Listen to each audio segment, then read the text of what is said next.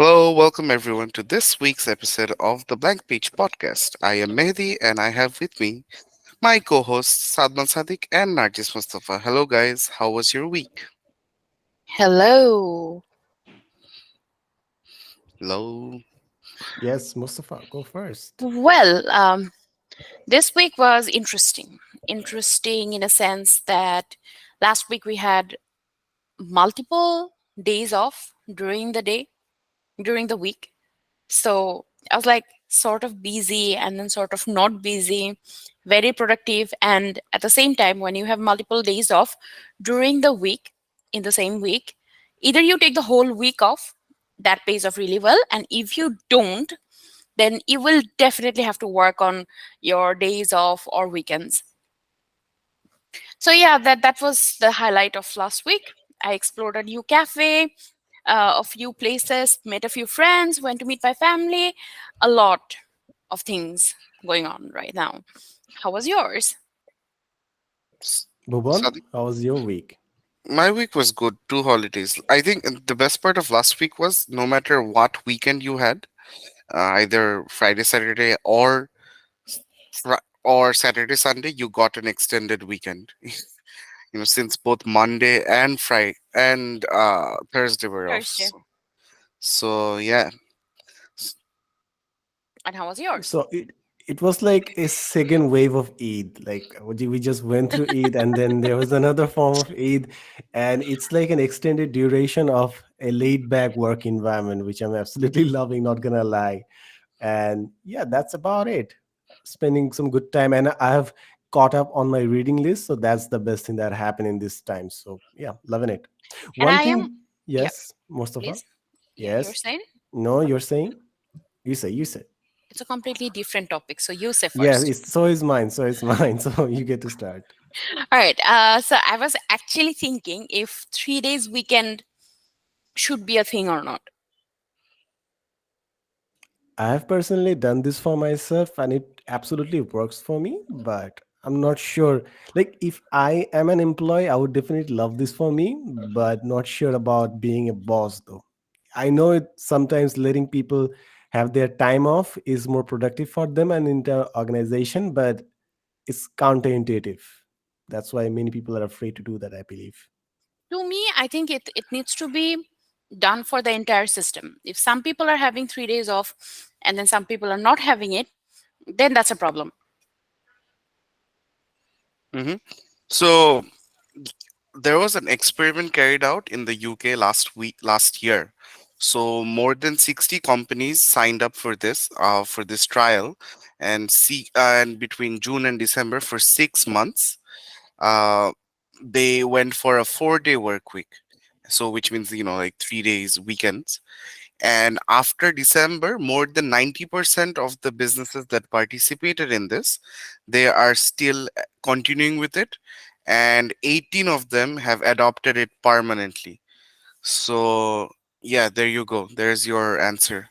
4 days Yes, work week is more productive. It has been proven with an experiment. yes, in those certain cases, but do you think it would work in Bangladesh? I mean, you Well, never know till actually Yeah. try not it. just in Bangladesh, it will not work in Asia, especially this part of Asia. It's very hard Why exactly so? What are we doing wrong which would make it impossible for us to do 4 hour week? because we are very perception oriented. We I think mean, if a yeah, person we spends have longer hour at work, that person works more. Yeah, I mean, we have that perception that, I have to stay till long hours to show my boss that I'm working. Like you both have worked with international clients, right? Is that really a phenomenon? Like I've never like thought about it like that. Like is that an Asian thing or Well, there are circumstances where people actually work like 10, 12 hours a day because it is needed to get their job done. And they're okay with doing it. But there are people who do it just to show it off. And that is when the perception plays in. Right. So you have person A and person B in your team. Person A, say his name is Mask. So Mask is working 14 hours a day, 12 hours a day, and he is enjoying it, he's dedicatedly doing it, his output is significantly more than person B, whose name is Knife. So Knife is working maybe 8 hours, but he's also spending 12 hours, 14 hours a day at work, because he thinks that the boss will think, since both of them are spending same or similar amount of time at office, so their output is same or similar. Right. This is the perception. Okay, that's Also, one thing to add here. I mean, Dhaka should have been the first city in the world to adopt remote work, considering the traffic and everything, right? However, our distrust in people has really made it hard for Bangladeshi companies to adopt remote work, which is really sad if you think about it. That, you know, for Bangladeshi companies to go into a hybrid mechanism would make the most sense. There would be less traffic on the roads. It would be beneficial for everyone. But I think my perception is, and I have personally talked to a lot of CXOs and asked their opinions, sort of did a personal survey, and the result that I gathered is, most people do not trust employees to work from home. So that's the biggest problem there. And another one is the lack of infrastructure. A lot of people don't have the right devices, good internet connection at their home.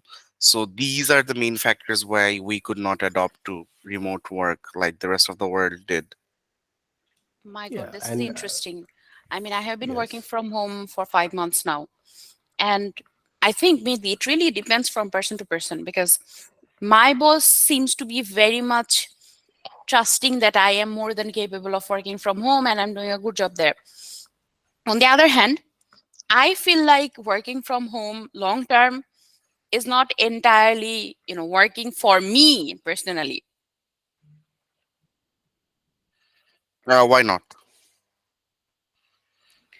Well, when I am working from home, I am mostly working at a stretch. So I have back to back meetings, I'm attending all of them, and that is how the work schedule is going. Versus when I'm at office, I do a few meetings and maybe I go out to grab a coffee with a colleague. There is more human interaction. So all of this, it makes the entire thing more, um, I'll say, manageable without putting a lot of stress. Yeah, I guess Hmm. for me, I've been working like for almost 2.5 years.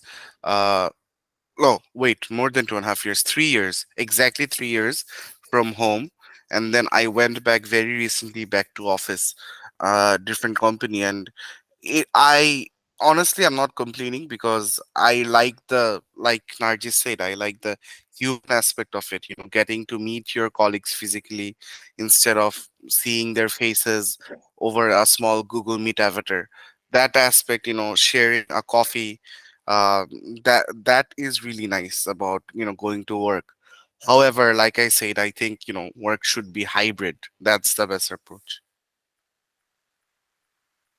Maybe so. Maybe so. Like that's that. And another thing is that what Narjis mentioned is many people are not comfortable whether or not their employees are properly working while they're working remotely. So that's one concern. But for me, I have personally seen that if I'm at the office, there are many more human connections. Like as Musa mentioned, like many times, many juniors won't reach out to me just because I'm remotely available. They can always ask me on the messenger or email me, but they won't do it because I'm not physically there. But when I'm in the office in the physical space, they would come up to me. Maybe they would ask for some suggestions. So there are many more things that are happening when I'm physically available. So personal presence does have a positive impact for the company, but not necessarily for me, I guess. So I think we can go back and forth in both these cases. And another relevant question in this regard I wanted to ask is that one company has adapted this time schedule where they're going to be starting to work at 6 a.m. and they are going to be ending their work schedule after 3 p.m. So, what's your take on that different time zone for work? Oh, Go okay, ahead. I'll answer that first. Yeah, So Yeah. please. I was actually, in the last year, I think I was in the I was in talks with an Australian company, and since Australian time zone is like that, I would have to start at around 7 in the morning and then end at 2. So that would be a drastic change in my lifestyle, but I think it would be good overall. I could forcefully wake up earlier, go to bed earlier. That would be a overall healthy shift for my health, if nothing else. I Nargis? agree. I agree. But at the same time, waking up at 6, I think my productivity is least from 6 to 9 in the morning. So that would have been an issue for me. Okay, so Hmm. I work in a role that deals with end markets that come from South America, Americas, UK, Europe, some part of Asia, all over the world mostly.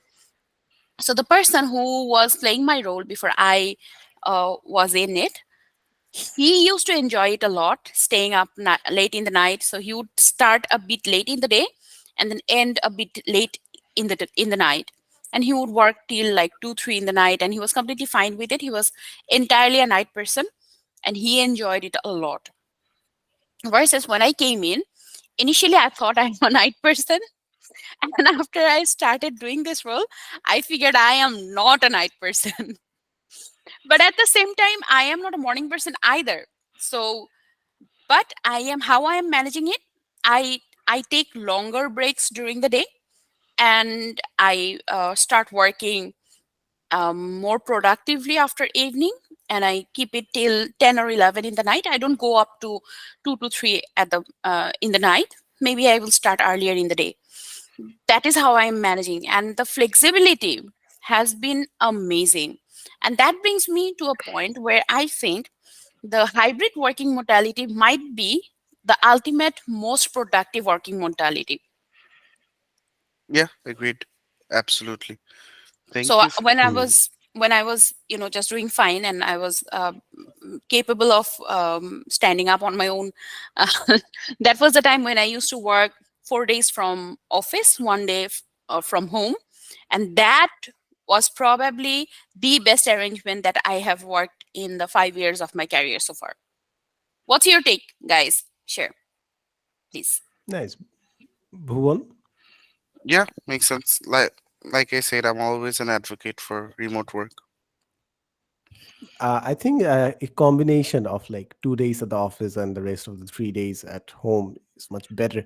And I personally prefer 6 a.m. to 3 p.m. Work schedule, because currently it's my routine to get up at 5, and I'm a morning person. I love to wake up and be active in the morning. It's just good for me and my health. I just feel better. It's more of a psychological thing, and also it does have some biological benefits as well, because like getting up in the morning and I think my lifestyle is not suited for being awake at the night, but 3 days every week I have to be awake until like 12 for meetings and other stuff and podcast. But I would definitely prefer if I could get everything done in the morning. I would feel much more accomplished.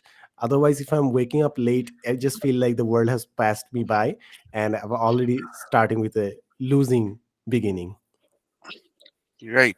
So a relevant question is there in our Google form. Wait, give me one sec. Yeah, someone whose name is Leon. He asked, "How do you guys deal with procrastination?" Go shoot. No, no, you shoot this one No, no, first. no, no. You do this. Wait, You. I This have is a fun. very good answer for this. So Yeah, how I deal with procrastination is when I figure out I am procrastinating, I procrastinate more by watching videos on how to not procrastinate. classic. A true classic. Yeah. All right, and But yeah, seriously, guys, anything? this goes in a circle. It's a circle of a bottomless bucket. When you start procrastinating, you procrastinate more to get out of that procrastination, and even more to get out of the previous one. And ultimately, it's a lot of workload. So I use the scare theory for this, and it works just fine for me. So the idea is I will scare myself saying that if I don't do it now, it is going to come as 10 times more work. So would you do it now or would you do it later with 10 times additional work? And it works like magic. Nice. So you scare yourself. Yep. I'm That's pretty something new. scary. Yeah. Oh, that affirmation. Oh my god. That just humble, subtle affirmation. For me, like, I don't think some people are like feeling guilty about procrastinating, but people do usually procrastinate on things, on tasks that intimidate them.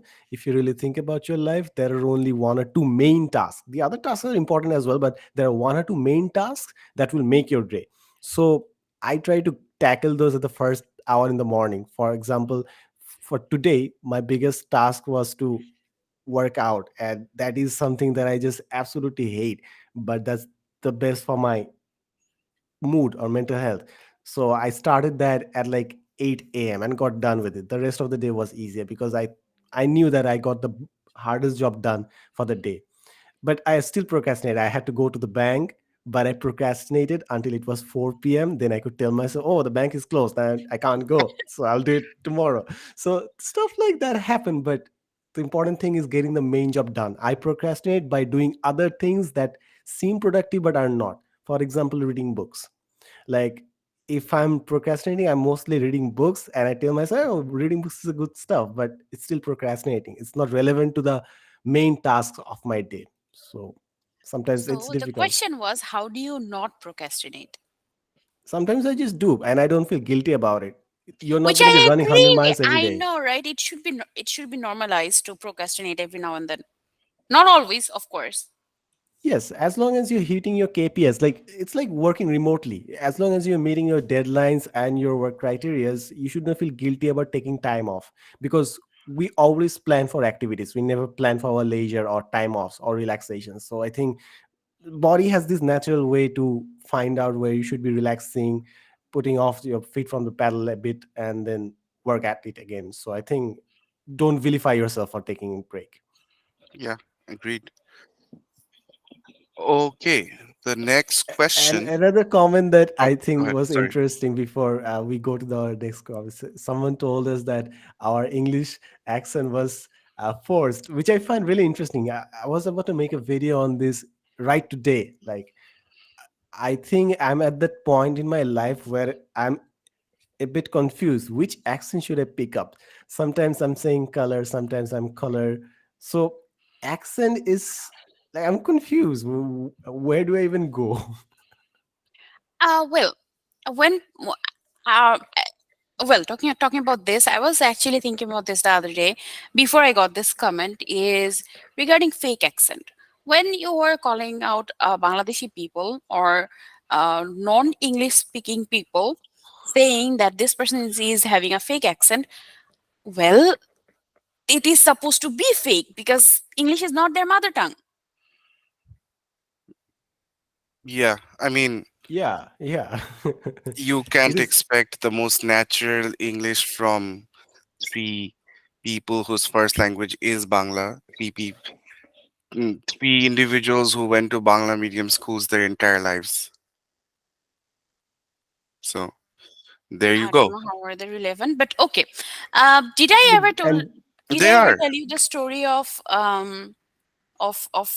a teacher who speaks English to as a second language in Brazil that I met during my trip to Brazil? Did I ever tell you the story? I think mm, we heard that story on this podcast once. did we?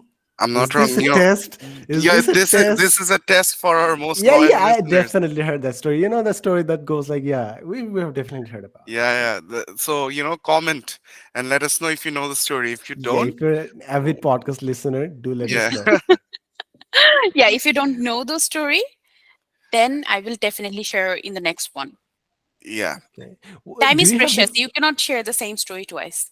Oh, exactly. oh, okay, that's a rule. Yeah. Do you have different accents for different people?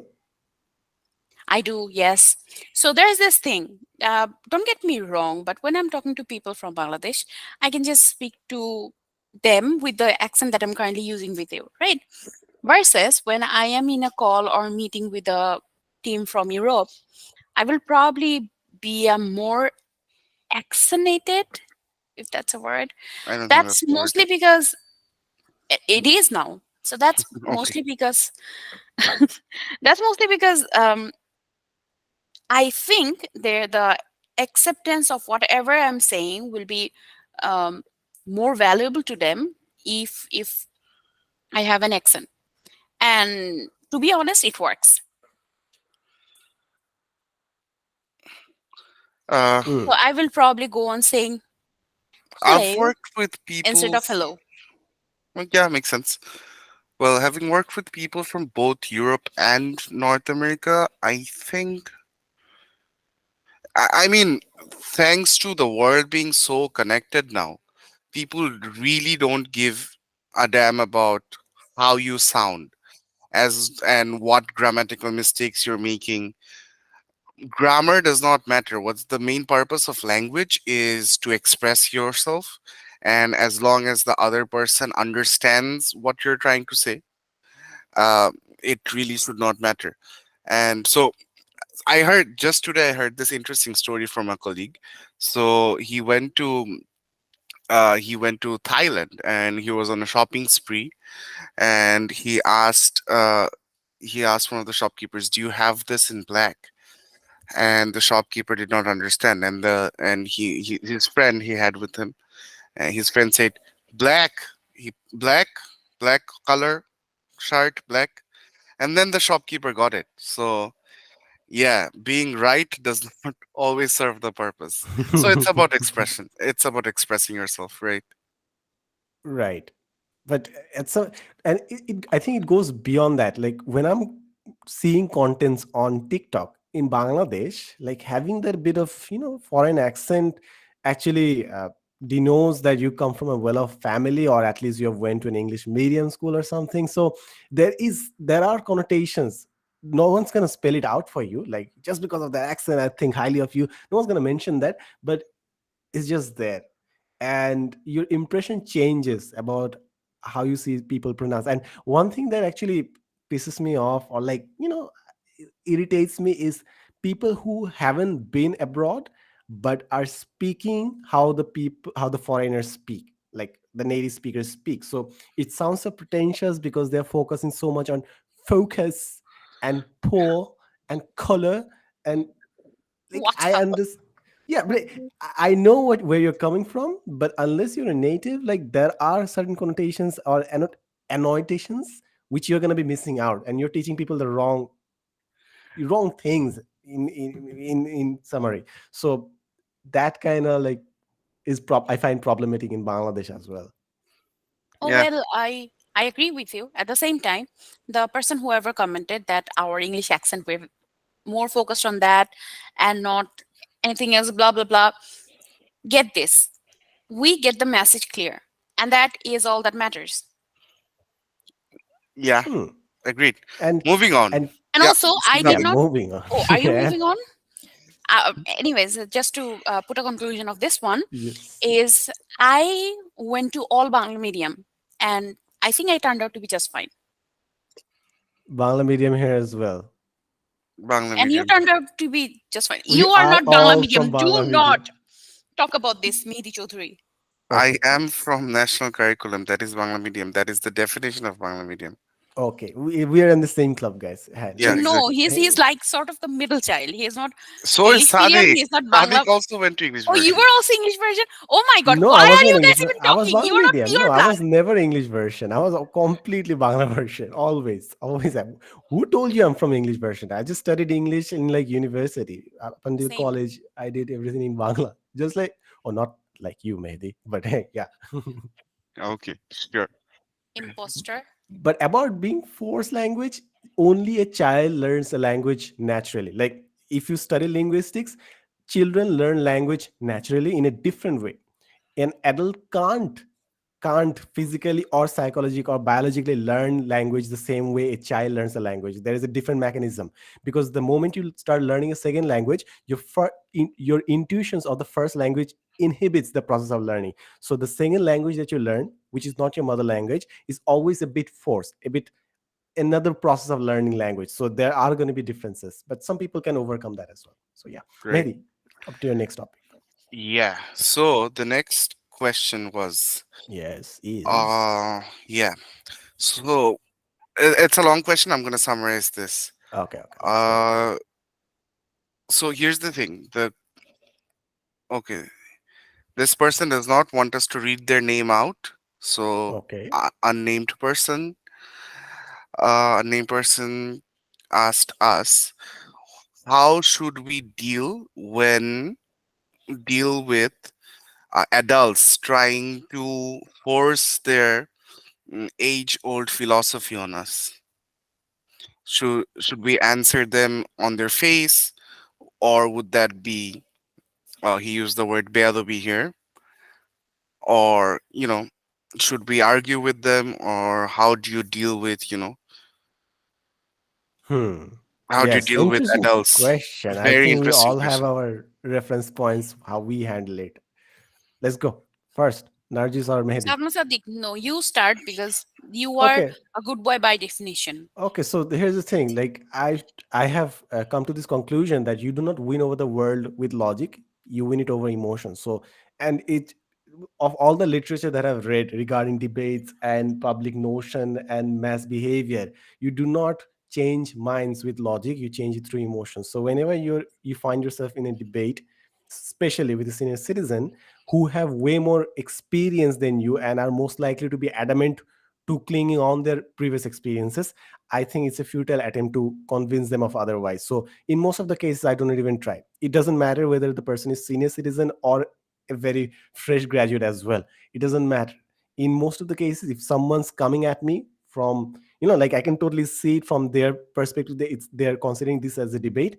I most likely just go with the flow and I do not try to debate. It's not in my agenda. I'm not your teacher trying to teach you everything. So if I find someone who genuinely respects me and is genuinely asking, then I would try to share my opinion. Otherwise, I would never even try to convince them of otherwise. Most likely, they would take that as an offense.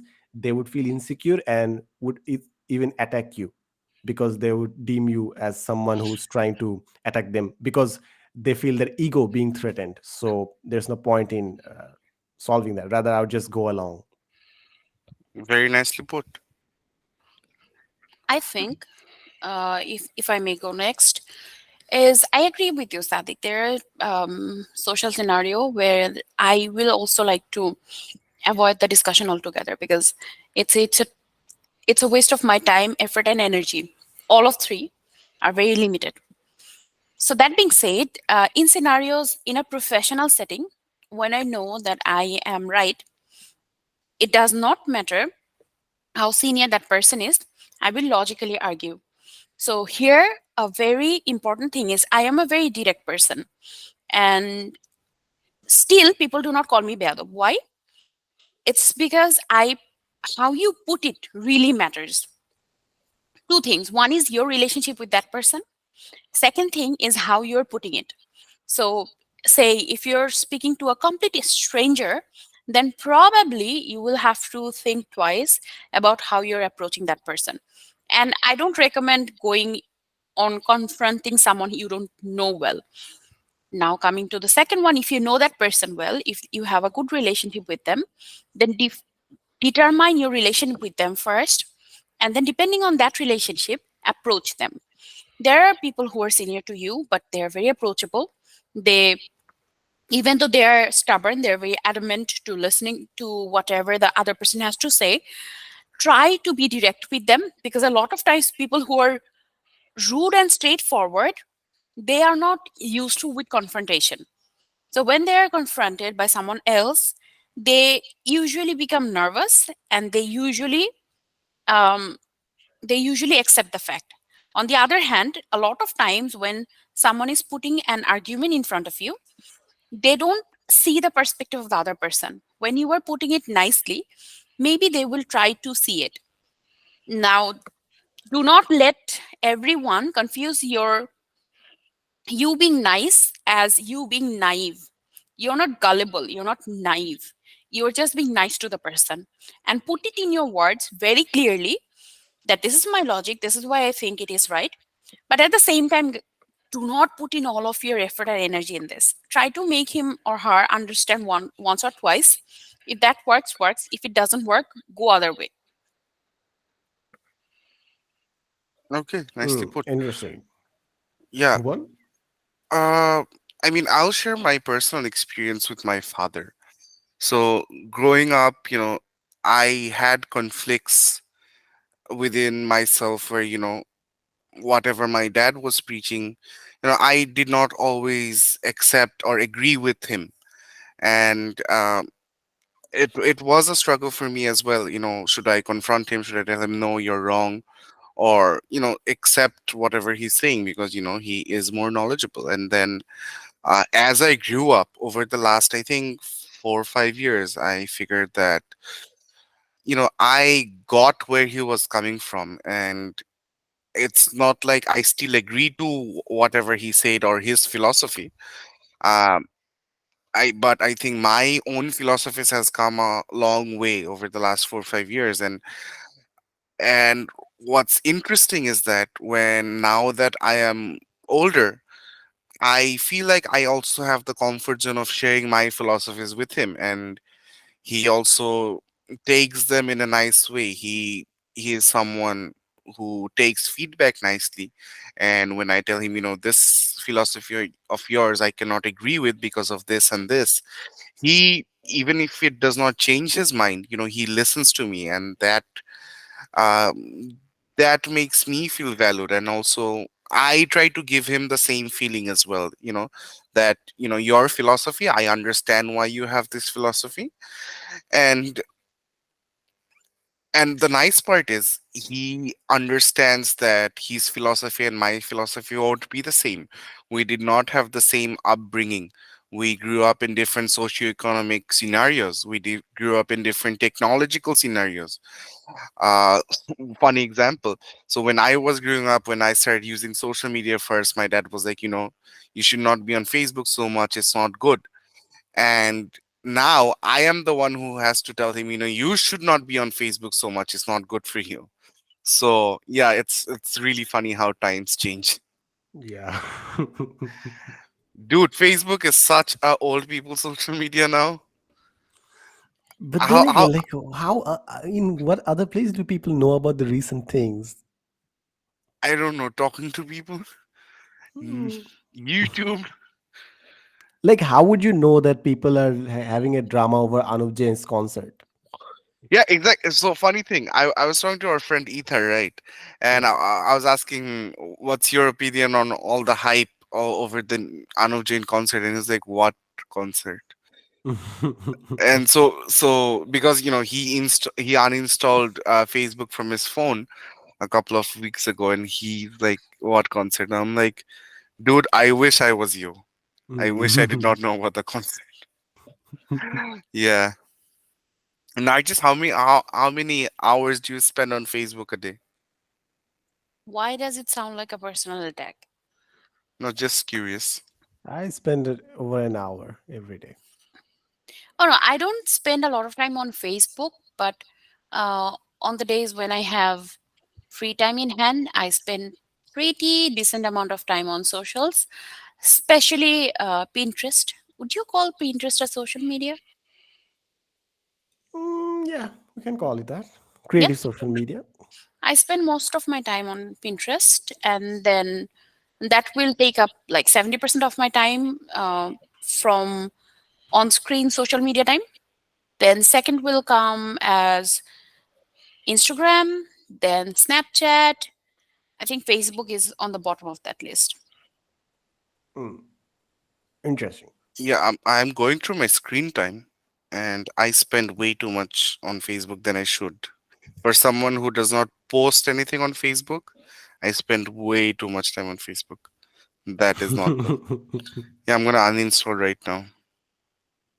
Yeah, kids, that's the lesson for today. Uninstall your Facebook app. Like just how Bhuvan convinced his dad. Yeah. It's interesting. Like I was saying, it depends a lot on your relationship with that person. His dad happens to be my father-in-law, so I call him Baba Chaudhuri because I have my Mm. dad who I used to call Baba from before we got married. So my dad became Baba Mustafa, and his dad became Baba Chaudhuri. So Baba Chaudhuri always listens to whatever I have to say. It does not matter if I'm right or wrong. He will just agree. Even though Nice. his philosophy does not support the statement that I am making, because I am saying it, he will agree. Oh. Yeah, I'm guessing that's because he always wanted a daughter and he did not want me. So, yeah. Oh my. Aww. Okay, it's okay, man. Everyone, we all love you, man. It's cool. Yeah, it's like I'm unpacking my feelings here. Weekly therapy session. Let's go. Yes, sir. Yes, sir. All right, what else do we have today? Yeah, I think that's That that. pretty But much yeah, covers it up. Yeah. and one last question. So, someone asked if, they could ever get the opportunity in the future to have a long conversation with us.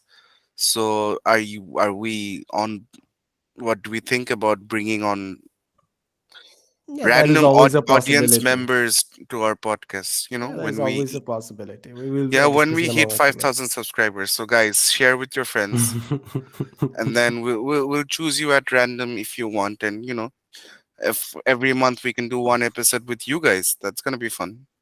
Yes, sir. We'll see about that. We will arrange different sort of things because the person would have to.